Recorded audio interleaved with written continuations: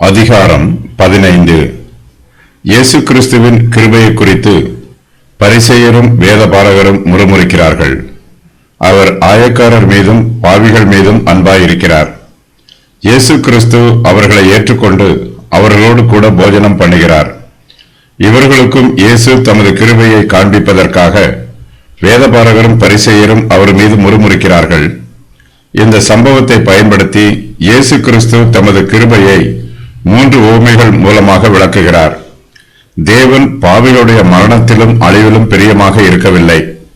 அவர்கள் மனம் திருந்தி தம்முடைய சமூகத்திற்கு மறுபடியும் வருவதிலேயே தேவன் பிரியப்படுகிறார். பழைய ஏற்பாட்டு காலத்திலும் புதிய ஏற்பாட்டு காலத்திலும் இதுவே தேவனுடைய விருப்பமாகவும் சித்தமாகவும் இருக்கிறது. இயேசு கிறிஸ்துவின் மீது பரிசேயரும் வேதபாரகரும் முறுமுறுக்கும் சம்பவம். தாம் ஆயக்காரரையும் பாவிகளையும் ஏற்றுக்கொண்டு அவர்களோட போஜனம் பண்ணுவதை இயேசு கிறிஸ்து நியாயப்படுத்துகிறார்.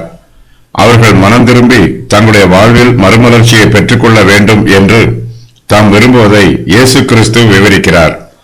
மனம் திரும்பி கர்த்தருக்கு பிரியமாக ஜீவிப்பதே அவரை பிரியப்படுத்தும் அர்த்தமுள்ள ஆராதனையாகும். இதுபோன்ற ஆராதனையையே கர்த்தர் அங்கீகரிக்கிறார். காணாமல் போன ஆட்டை கண்டுபிடித்து சந்தோஷப்பட்டது பற்றிய உவமை.